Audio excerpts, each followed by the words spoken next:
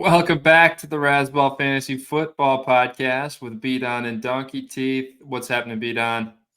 Oh, not too much, man. Just enjoying a beautiful Saturday over here in Atlanta. How you doing? Yeah, it's a rainy Saturday here in the Chicago area, but I'm getting ready to get the hell out of here to Scotland, play some golf in Scotland, where apparently it rains like every day there. Yeah, I mean, at some point it'll rain like pretty much every day. It's kind of like being in Florida, from what I understand. Yeah, except it never gets warm. Yeah, that's probably fair.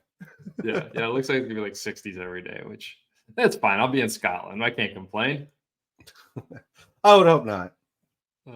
So yeah, I'm leaving tomorrow. So we'll see. We'll see if on the road. I was telling you, I've got this headset here that I was testing out, and the audio quality is not as good, but it's better than nothing. So maybe we'll record a show or two while I'm on the road because I'm going to be gone for 7 weeks. So like football is going to be like mid-season by the time I get back. Yeah, man. I mean, you're gonna miss a big chunk here. So yeah, we're gonna try and record. If not, maybe I'll do a solo show or I'll bring in one of our other Rasball writers to fill in for you, or we'll see how just kind of how this plays out. But regardless, we're here. We're gonna finish the positions before you leave, get those out of the way for everybody, so they at least have our thoughts on our positional rankings. As we kind of said at the very beginning when we started this, they're going to change like from now to the pretty much until they lock for pre-draft rankings. So just be aware of that and be checking back on the rankings because it's not a static thing. Yeah, so we're finishing up with tight ends today, which is much easier to get through than the running backs and wide receivers. We'll talk a little bit about the top guys. We'll talk a little bit about the guys where we have the biggest discrepancies. But we wanted to, off the bat, talk a little bit. Well, we had some news this week, so we wanted to talk about the Alvin Kamara suspension news, and then just a quick update on where we're going with our Rasball draft. So let's start with Kamara. Kamara is now officially suspended for 3 games. I think that's a pretty good outcome for him. You get the bulk of his season still. What's your takeaway from this? Who are you interested in between Jamal Williams and Kendre Miller, the rookie, while Kamara is out? And I guess once Kamara is back, do you think either of those two hold value? Yeah. So, I mean, I guess first of all, I think it's Jamal Williams. I think just the fact that it's early in the season is just lending itself to giving the job to the veteran. Williams is also known for being a great pass blocker. So, he's got that going for him. So I think that kind of moves him up into, the RB1 spot for them while Kamara's out. I think Miller has a role and it may expand as the season goes on a little bit, but I kind of feel like it's not outside of those first 3 games where he may get, the RB2 share of the work. I don't know that he's really worth rostering after Kamara comes back. And then I think this is kind of what I expected for him once he kind of pled no contest and then got the reduced sentence. So I had him at 21, I think, or somewhere in the early 20s in the running back rankings, and that still feels about the right area. Maybe he drops down to mid 20s, but there was kind of the point that we kept talking about with running backs where do they have the talent, the opportunity to put up an RB1 type of season? And Kamara certainly has that. He didn't look quite as good last year as he has before, but I still think he's a very quality running back. Right. You can kind of go back to our running back ranking podcast where we hashed all of this out. It seems like you're a little bit higher from that conversation on Kamara in general when he is on the field. I'm a little bit more reserved on him, but I was also concerned that this might be a little bit longer suspension. So I do think this was a good outcome. I got to agree with you on Jamal Williams, even though he isn't the sexy guy. He probably does get the nod out of the gates. That said, Kendre Miller is exciting. He's explosive. He's still that kind of upside home run guy that like he could come out in week 1 and bust a big run and just kind of garner everybody's attention and demand more work. So I agree he could be something later in the season. I think this was kind of already priced in their draft stock. Like ADPs, it's looking like Jamal Williams was going right around 100, like just after pick 100, and Kendre Miller, anywhere between, depending on like what platforms ADPs you're looking at, anywhere between like 130 and 170, really. Let's see, what platform is this? We've got an awesome ADP. This is ESPN where he's going around 170. But over on football.rasball.com, there's an awesome ADP tool up at the top where you can see ADPs from, I think Bobby's got 1, 2, 3, 4, 5, 6 different sites and then a consensus. And he's updating all of that data frequently. So it's really nice. It's sortable tool. That's what I'm looking at there. So I think that there's decent value on both of these guys. Like, honestly, I wouldn't hate drafting both of them if my team build if it makes sense for my team build, right? And I feel like I need something early because, you probably could start Jamal Williams week 1, and then you've got the upside with Kendre Miller if he ends up taking more of the workload. I think there's some reasonable value around pick 100 with Jamal Williams. What do you think? Yeah, I like the Jamal Williams pick. I have him in one league already, at least. So, I mean, I think there's value there in him. And even when Kamara comes back, I don't expect that it's quite as strong. Kamara used to be it in regards to running backs. I think it's more of like when they had complementary backs and would kind of use Kamara in a lot of the time, but I still think Jamal Williams is going to have a role. It could be similar to what he kind of did it last year to some extent. So I still think there's value with Jamal. I think with Miller, I get the upside play. So if that's what you're going with at running back in that position, I don't mind it. I feel like there's still guys that are going after him pretty regularly that I think I would rather have. Um, that just have an easier time to playing time for the full season, but that changes real fast. So I certainly understand why people might go after Kendre Miller where he's going. Again, like the free agents are going after him still. I think I'll take my shot that one of them signs and falls into a meaningful role. Devin Singletary goes kind of right around him. I think I'd rather have Devin Singletary, Dante Foreman with the Cubs, or Rashawn Johnson with the Cubs. I think either of them could fall into a useful. You're calling the Bears the Cubs now? Or sorry, Chicago, whatever. I've been jumping back and forth between podcasts. It is what it is.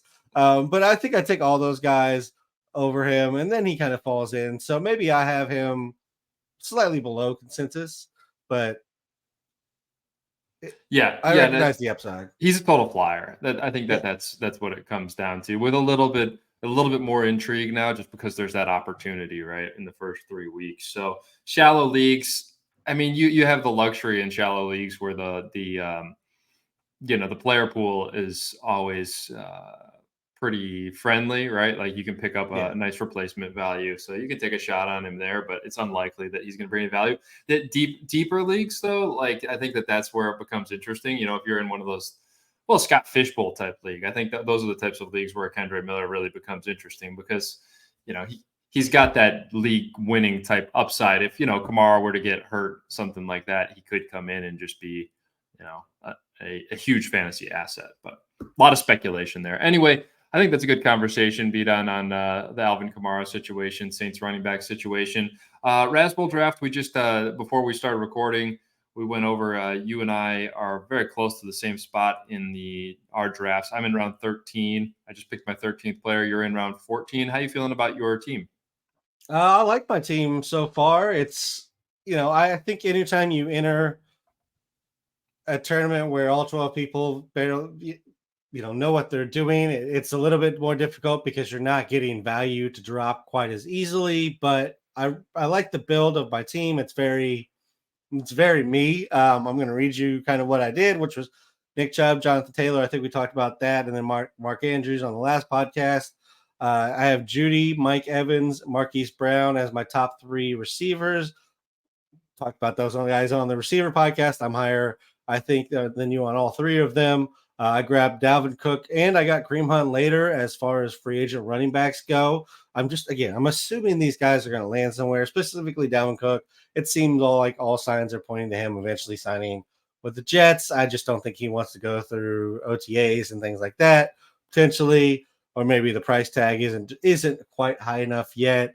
I have Tua and Deshaun as my starting two quarterbacks. I'll probably try and grab a third here, maybe within the next couple of rounds. But I feel very good about Tua, Deshaun, and then Juju, Thielen, Gallup, and Jawan Johnson rounding out the squad.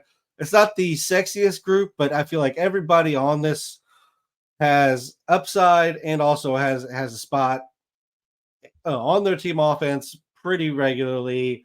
And in best ball, the way that this is set up, I can kind of let those guys go out, see which ones are rise to the top before we get to the lineup setting time. How's your Yeah. lineups looking?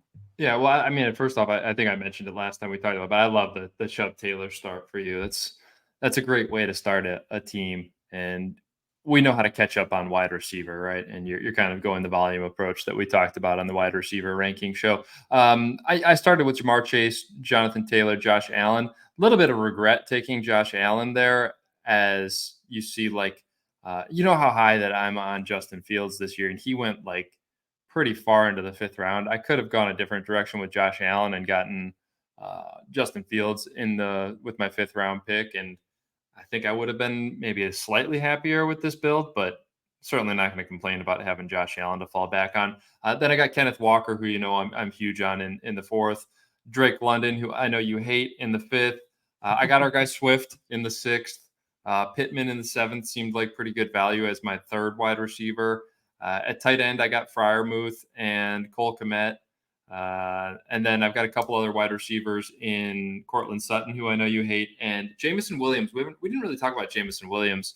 I think that he's a pretty interesting guy in Detroit. I got him in the 11th round. Do you have any feelings on Jameson Williams? I mean, I really like the talent. I think he's going to be great when he comes back, but you're going to miss the games right off the bat. And it's hard to do specifically in this format where you need kind of bodies for best ball. And so I don't love him in this kind of format typically, but there's a point where the value is there in the pick, and there's nobody that is going to provide the upside that he's going to. And so I understand it. And in regular leagues, I feel like I'm probably more apt to take him because I can put him on the bench, wait for him to come back, and then by then, who knows where my injuries are at. Some of the bottom wide receivers that I'm taking chances on in the back end of the rounds are probably falling out. So that situation I like a little bit more than kind of the best ball format that we're in for the Raz Bowl. But I know a lot that not necessarily everybody is into the best ball format, which I guess if you don't know what that is, it's basically you draft a roster and the computer automatically puts in your best players every week into whatever designated roster spots are there. So if I have Tua and Deshaun, and Tua scores more than Deshaun one week, and Deshaun scores more than Tua the next week, I don't have to worry about setting a roster. It just plays the best person. Yeah, and it's a relatively deep roster that we play with. This is 20 players. So I guess my thinking on a guy like Jameson Williams is you know what you've got, and you kind of add an extra wide receiver to that roster of 20 to compensate in the early season. We also get, this is an interesting wrinkle. I guess we didn't really talk about Raz Bowl much this year. We kind of take it for granted that not everybody knows what the heck we're talking about with this crazy league. You get $10 of fab to use for the first 8 weeks, and then there's no moves after that. Actually, I think it's the first 9 weeks now. And you can use $1 bids, or you can put it all on one player. So it's very, very limited moves. Regular best ball, you don't get any moves. So that's one other interesting wrinkle to this format. But yeah, I hear you on Jameson Williams. It got pretty thin, actually. I was expecting wide receiver to stay deep a little bit longer from previous drafts. It got boosted up a little bit in my draft here. My other 2 picks, there's a really interesting one beat on. I got Dak Prescott, who I got Josh Allen. Like, I had no interest really in spending on Dak Prescott, but Right. He fell to me at pick 117. Just absolute insanity. What is that, like the 11th round? 12th End of the round. 10th. Yeah, right at the end of Okay. the 10th. Yeah. Yeah. So I mean that's fine. I don't hate that. I think as the backup quarterback goes, you could do a lot worse than Dak Prescott. I think I got Deshaun in the ninth. So I mean you got Oh, you got that's crazy. Yeah. you got Dak later than that. Dak actually went before I took Deshaun. Him and Anthony Richards went before Deshaun Watson in mine. So, I mean, I think Madness, you man. got good value. And in regards to Jameson Williams, you got him in. I think you said the 11th. He went Yeah. the ninth in mine. So both players that you know got that you may or may not enjoy quite as much. You got good value on, I think. Yeah, I mean, you got great value on Deshaun. He went in the 7th in mine, and I would much prefer Deshaun to Dak. If we rewind to our quarterback rankings, we kind of went over that as well. But Anthony Richardson did go in the late 9th in mine as well, and Tua went before Dak as well. So some interesting movements in the quarterback realm. But that's enough about our team's beat on. Let's get to what the people came for, because that's what this show is advertised as when you're clicking on it. Tight end rankings, which I don't know, does anybody even click on tight end rankings, or are they just watching because they happen to enjoy our beautiful voices? I think it's that, and then it just kind of like continues on from the stream. They've left it on from listening to one of the other shows or one of our other rankings shows, and it's just kind of getting to tight ends now, and it just happens to pop up. But if you're here, welcome. We're glad you're here, and well, let's get into it. This might sell better as Alvin Kamara breaking news or something like that. Alvin Kamara suspension reaction or something like that. But that's all right. We're not going to clickbait it. This is the tight end show. And I don't think there's much discrepancy up at the top. There's not a whole lot of people that are ranking Travis Kelce below number one. You and I both have him at number one. We both got Mark Andrews at number two. We actually diverge here, and I think it's worth discussing TJ Hockenson. I've got at number three, which I think is the consensus, if I remember correctly. You've got him at number five. So you've got maybe a little bit of hatred towards TJ Hockenson. He was really good in Minnesota once he arrived last year. What's your hesitation there? I mean, he was fine. I think people are maybe overblowing what he actually did last year. Because you listen to people talk, and it's as though he was Travis Kelce upon arrival in Minnesota. He was not. I can promise you that. I think his on pace was. I'm trying to get it to pull up right now, but it's like it's just being overblown. He didn't really have. He actually, I think, had a better on pace yardage wise in Detroit. He was on pace in Minnesota for 880 and 5. That's fine. You happily take that from just about any tight end, but it really wasn't any better than any of the other guys that we're talking about up here. And it seems like we're giving him another jump from there, even just to give it to him. And I don't really understand where that's coming from.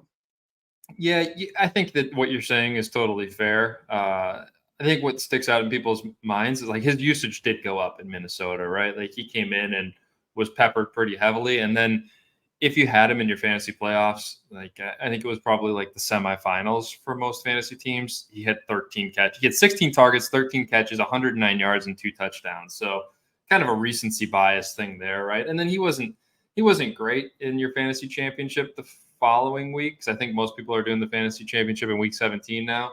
He did have 12 targets though, 12 targets, 7 catches, 59 yards. So if you're in any sort of PPR format, that's pretty good production still. So I think what you're saying is totally fair. There was definitely like what 3 of the first 4 weeks he was in Minnesota were pretty just mediocre, right?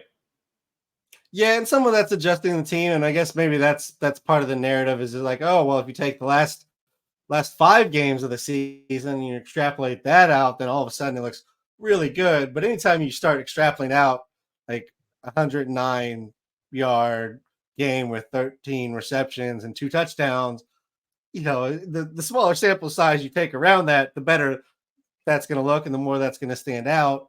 In Detroit, I think he was actually on pace for like 960 and 7 touchdowns.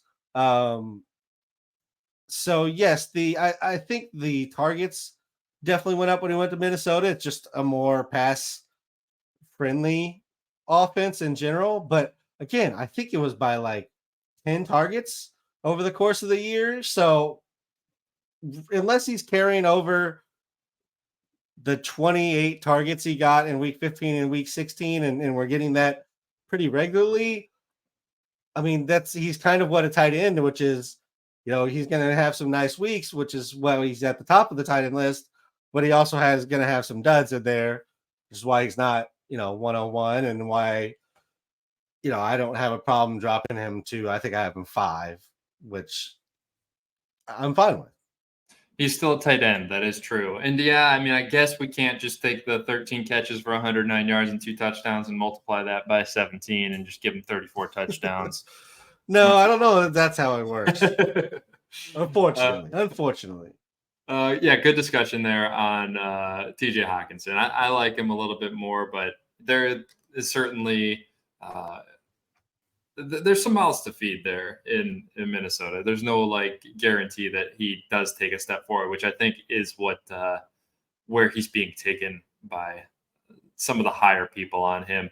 And then George Kittle, I think you and I both always like George Kittle. I've got him at number 4, so right behind Hockenson. You've bumped him up ahead of Hockenson. I mean, the talent, both of these guys are super talented. They came from that powerhouse Iowa Hawkeye, and they just keep kicking out good tight ends, right? But Kittle is just always injured. So I think there's some hesitation. I've owned him so many times. I think you have too, where he's hurt and just you miss him like when you really need him in your fantasy season. So a little bit of post-traumatic stress in my department. Yeah, that's fair. I completely understand that. I just I love George Kittle. I think he's just so good. And at some point you got to take your shot on the guy staying healthy because tight end's such a outside of running back, I feel like tight end's the position that gets affected by injuries the most often because of the demands of the position. You got to block, you got to run, you got to block and then go run a route. Like there's so much that they're asked to do, and that's why I kind of I'm okay taking a little bit more injury risk on just because it's an injury risk position, kind of like a running back. Like unless it's somebody that has soft tissue, if like they pull a hamstring every 2 games, that's repeatable. That's somebody who's not doing what they need to be in good shape. But random injuries, I'm willing to look past that a little bit more. Well, we talked about this last year. I think this is why Travis Kelce has just been so. I mean, there's a lot of reasons why he's been so incredibly valuable for fantasy football, but he's like Iron Man. Like, how the hell does he stay out on the field so many games every season? Like, he didn't miss a game for like 5 seasons or something like that, which is just a modern marvel at tight end, isn't it? It is. Now they've asked him to stay in and block a lot less in recent years. So that's certainly helping the cause. But still, the kind of routes and the kind of hits that tight ends have to go out and take, and even a receiving tight end is going to have to chip in and block. So yeah, it's just amazing that what Kelce continues to do. Like I said last year, like he was the first tight end ever to put up 1,000 yards at or over the age of 32. So he's looking to do it for the second time. It could happen. It could be the year that Travis Kelce falls off, but as long as he has Patrick Mahomes, it feels like you're betting against the house. Yeah, like I think we can pause here and have the Kelsey conversation just because like talking about the differences in our 12th to 25th ranked tight end is not like the most entertaining content anyway. We can kind of go through that quickly. But Kelsey being drafted, I don't think either you or I in like our regular home leagues are looking at Kelsey in the pick 5, 6, 7 range where he's going. Correct me if I'm wrong there. But I don't blame anybody else for doing it just because there's so much value in having him at that solo position, like when you do get to your fantasy playoffs. No, I mean I don't mind it at all. I actually I'm probably not opposed to doing that actually for the maybe the first time ever or maybe second time ever. I think I was okay with it generally speaking last year as well or so. But yeah, I mean I'm fine with it. I think I'd actually there's you could make the argument that taking Travis Kelce is a bigger positional advantage than taking any of the wide receivers at that point, or basically anybody really.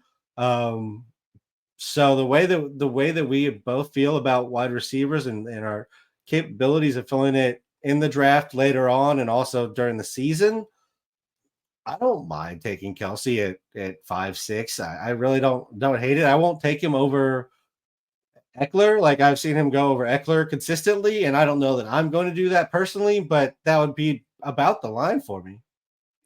Yeah, I mean, I took him in Scott Fishbowl, but again, that's tight end premium, and there's a pretty good argument for him at pick number 1 in that Yeah. format. Um, yeah, I don't blame anybody for doing it. It's just I would rather lock in the running back still, get one of those top running backs. Uh, I don't No, know. I don't hate it. I don't hate that either. I just feel like on the way back this year, the way that wide receivers are being drafted high, I feel like there's running backs in the second round that I'm perfectly okay with pairing with Kelsey, whereas it otherwise, in previous years would have been opposite. It would have been like, okay, I need the running back first because there's so many that go out the board in the first round, and then I'll grab Kelsey in the second. I'm just kind of switching them this year. And if I get, Pollard, Henry, if I magically get Taylor or Nick Chubb or Saquon or somebody to drop in the second round, like I feel great about that start. Now, so let's say you don't have Kelsey on your team. Are you? Here's why I am generally against taking Kelsey in the first round because I love Darren Waller still, and I can get Yeah. him. I can get him, in the 6th, 7th, 8th round. Which some drafts I will bump him up and just make sure I get my guy on my team. I feel like the guy for you is Mark Andrews. Like you can get him in the 3rd round still. Yeah, he's a step down from Kelsey, but he's still a huge advantage on the rest of the field of tight ends, right? So are you kind of bumping him up and making sure you get him if you don't have Kelsey? No, I do think I probably in my overall rankings have tight ends higher than I generally have in previous seasons. It used to be like there's 3 or 4 of them that I have within a round of each other, and then everybody else is 7 rounds later. I think the top group of tight ends are moved up in my rankings to show that I do think there's a value in taking them at certain positions in the draft because you get to a point at the other positions, you get a point at running back, wide receiver, where I think that the high end tight ends give you a bigger advantage.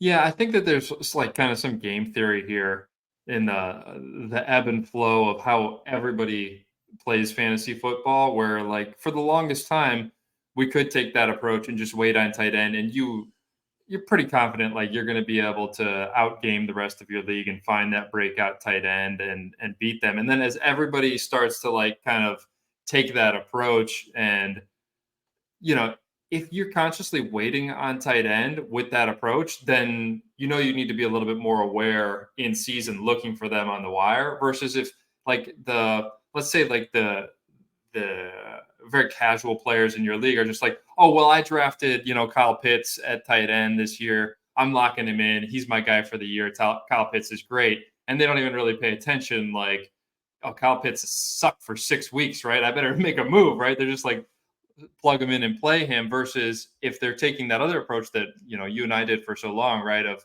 well, I'll take a flyer on a guy, but I'll know like there's not a huge leash here, and I'm going to churn and find that guy. If everybody's trying to do that, it makes the strategy that much more difficult, right? And so I think that results in us then kind of shifting back, like okay, there's more value in getting a Travis Kelce, a Mark Andrews, George Kittle flyer because we know he's got that kind of upside. So I think that's kind of what I've seen play out in our minds anyway, be done.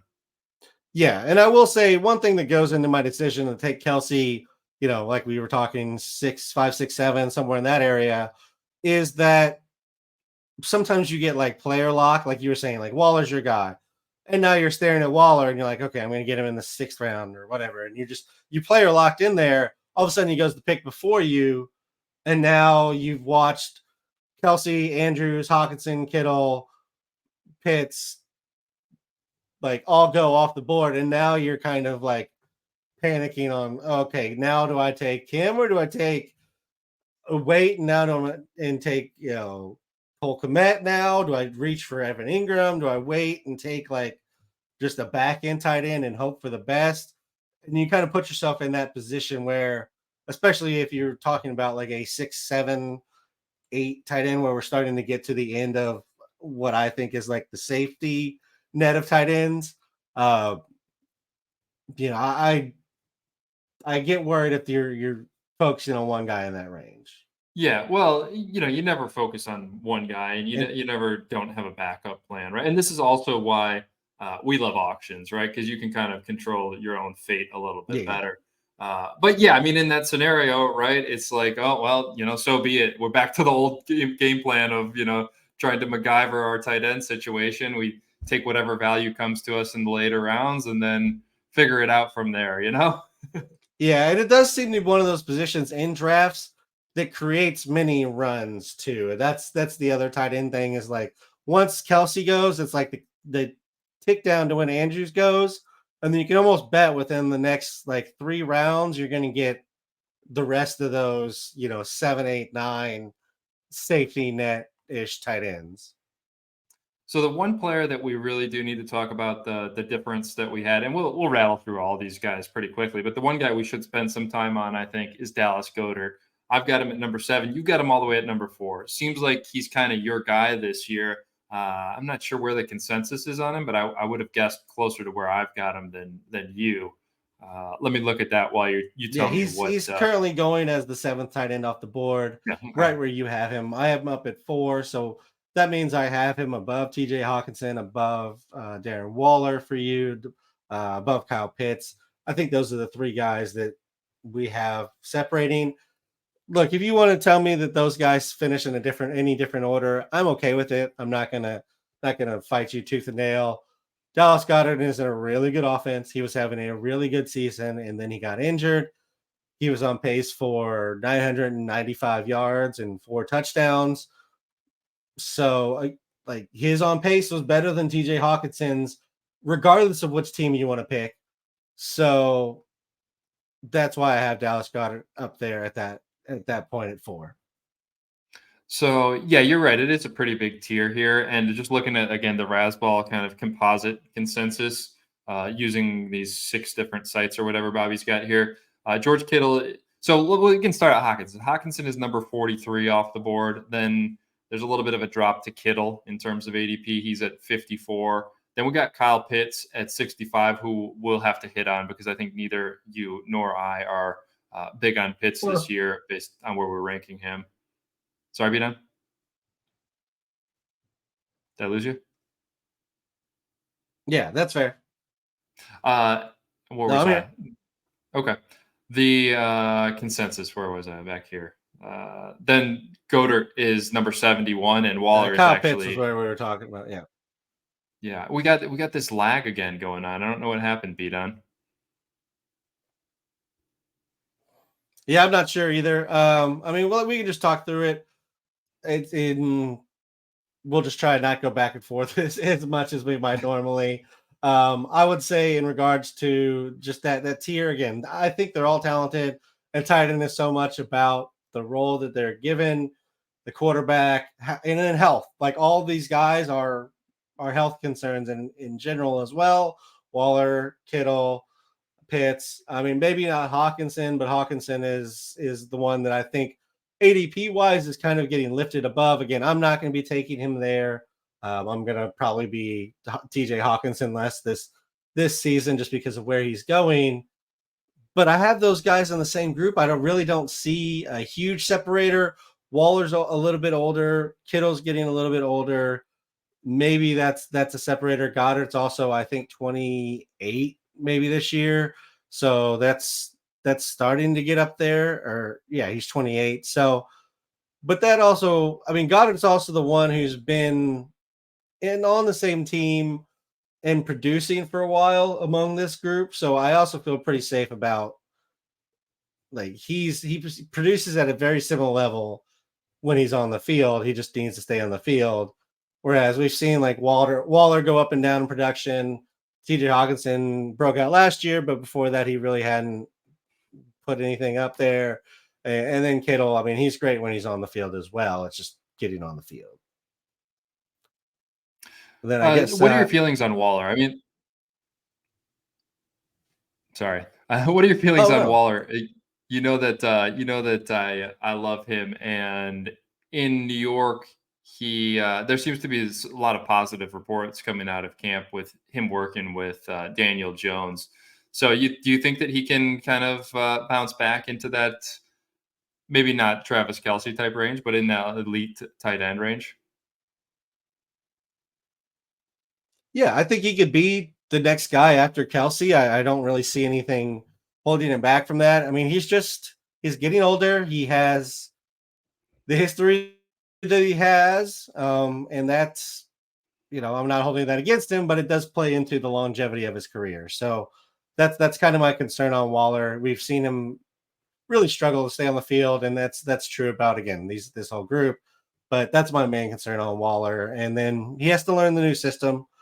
He's been kind of running one system since he came back into, or at least one with one organization, one quarterback. And so there's just a lot of changing. The Giants in general aren't an offense that I think is trying to throw the ball a ton, and there's not necessarily a separator amongst them in regards to pass catcher. So there's a lot of spreading out too that I think happens that he may not get locked onto like he has in the past. And on Pitts, real quick, since we're just talking about this top group here, my concern is the same as it was with Drake London. It's the quarterback and the fact that he may not start the season. What's your feeling on Dawson Knox? He's a guy that we're pretty far apart on. I've got him at let's see, I've got him up at number 16 in my rankings, which again, once I hit like number 10 in these tight end rankings, I'm not going to bat for any of these guys too strong. Like I'm not dying on these hills. So I've got him at 16, but that's not like a strong vote of confidence. It's just like he's in a good offense. He is a talented player. He's worked a lot with Josh Allen, and when he has been able to stay healthy, he's produced pretty decent numbers. So, like, again, it's not like a strong vote of confidence, but it seems that you hate him, having him ranked all the way down at number 29. Well, I think we started to see last year that he's kind of capped at what he's done, which is like somewhere in the 500-yard range, and then touchdown dependent tight end. And that groups him in with like every other tight end. If he's just a touchdown dependent tight end, you couple that with the fact that they went out and drafted a tight end, in the first round. I feel like they wanted somebody with a little bit more upside to provide them as well from that position. So that's my main concerns with Knox, is that he gets turned into more of a blocker. Kincaid gets put more in the receiving side, which takes away. And I think they kind of cannibalize each other a little bit. But I think the primary thing is here. I think I have Kincaid ranked higher, and you have Knox considerably higher. Yeah. Um, let's just wrap this up, on since we got this stupid lag going on. I just want to ask you, like, if you're taking a flyer on a guy, there's a couple guys you have ranked pretty high that it seems like would be your guys, which are Irv Smith and Tyler Higbee. Now, Higbee is still out there in LA, and Irv Smith, we know he's been injured a lot, but he's now found a new home in Cincinnati, which makes him pretty intriguing to me. Joe Burrow at quarterback. We know that there's a lot of mouths to feed again there, but he's got a ton of talent. Like, we know the talent is there if he can stay on the field. You've got Irv ranked at 14, Higbee ranked at 12. Is there either of these two guys that you're like kind of keying in on and getting, if you do end up taking that approach of like all the other tight ends went a little bit too high for you and you got to MacGyver your tight end position this year? Yeah, I mean, I like both of those guys, Higbee and Irv Smith. And the reason is really just they're in good offenses, or what I expect to be good offenses. If Burrow's healthy, they will be. And if Stafford's right, they should be. So I expect them both being good offenses. I expect that they're both the number one tight end pretty clearly, at least in regards to receiving work. And when you get to like 12 at tight end, which is where I have Higbee, it's really you kind of start just betting on, or at least I did, start betting on offenses that could get random touchdowns because at some point in tight end, you become touchdown dependent. And I just go with what offenses I think might be a little more tight end friendly for touchdowns. And then also just good offenses that are going to get more opportunities where tight ends can leak out, they can get a mismatch and just grab a quick 6 points for you. And I guess it's worth mentioning that Gerald Everett is no longer there to kind of vulture Tyler Higbee, right? Right. I mean, there's nobody there in LA that worries me from a receiving tight end perspective to take away from Tyler Higbee. And it's a guy that I've never liked. I've always told people to avoid, but now I think it's starting to turn the other way where I think people are avoiding him, but now I think the price is actually pretty solid on him. I'm not reaching for him, and by any stretch of the imagination, if I miss out on those first 11, which for me ends with Cole Kmet, I will just wait and see who drops to the end in a standard league.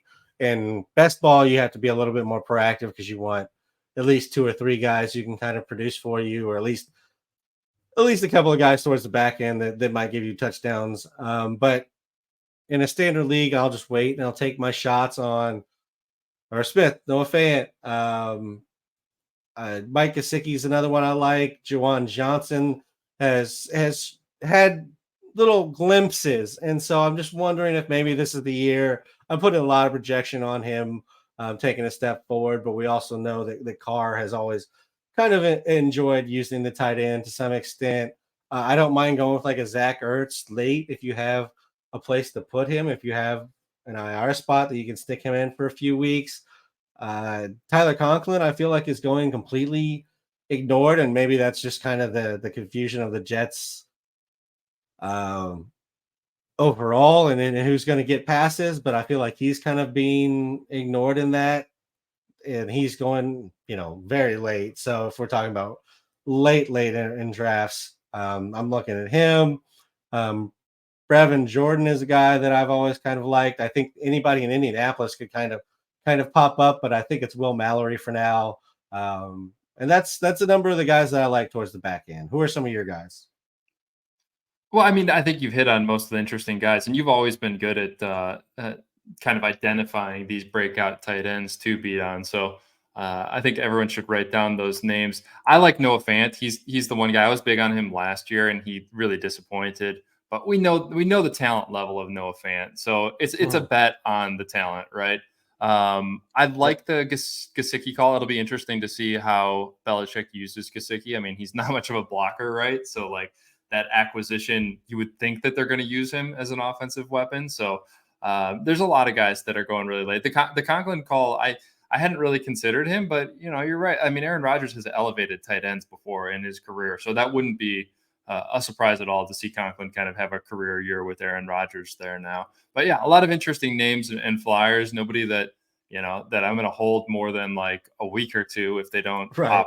pop off the bat. But yeah, good stuff here, Beat On. Let's wrap it up, and everybody keep an eye out for the rankings updates. My top 250 is going up on the site today, which is Saturday. We're recording this. Beat On's tight end rankings are going to be in with this podcast post on the site, and then we will periodically be updating our rankings throughout the preseason here. So if I don't talk to you, Beat On, I think we'll get together for at least one show while I'm gone. Hopefully a couple if the internet cooperates, even though our internet here in the US isn't apparently cooperating, as we can see with this lag. But everybody go follow Beat On out on Twitter at RazBeatOn. I'm at DonkeyTeeth87. This is going to be up on YouTube if you want to see our faces and our expressions as we say this stupid stuff. It's out there in video form, memorialized, and you can subscribe there like this and subscribe to the podcast on iTunes or Spotify or wherever. Anything else you want to say, Beat On, before we wrap it up here? Nope, that's it. One quick thing. If you're still hanging on, I meant to mention this off the top. I will be doing a slow auction podcast draft, at least one, if not more than one. So if you're interested in that, let me know. I'll also throw something on Twitter. But if you just let me know, that means I know you've listened to the Tight End Rankings podcast all the way through. And if you tell me that that's how you found out about this, I'll probably let you in the league. For free. Beaton's covering you. Very possibly. I haven't decided if I'm doing a free league this year or not. But yeah, I mean, I will probably do one. I forgot But about that not though. Win Beaton's Money League. the Win Beaton's Money League. It's always kind of funky, a funky league. So I haven't decided how I want to do that. If I want to set up a weird point system, or I've been toying with the idea for years now of doing a roto football league. So we'll see. But for now, I'm just doing a regular slow auction because I missed out on doing baseball ones this year. I let baseball season sneak up on me, and we are actually a lot closer to football than we think since we already had one game. So I'm ready to get a slow auction started. Yeah, I think I can probably manage one while I'm traveling. I haven't done a slow auction in forever. I guess probably last football season. So let's do it. I got the itch. Yeah, let's do it. It's my favorite type of draft overall, period. And I actually think it's a great way for people to get into auctions because you don't have to be like on top of every second, knowing exactly if I need to be raising or not a guy. You have time to evaluate how you want to put your team together. Yeah, agreed. Okay, well, yeah, look for that, and we will be in touch the rest of this preseason. Good luck, everybody. Good luck in your drafts. Take it easy. See ya.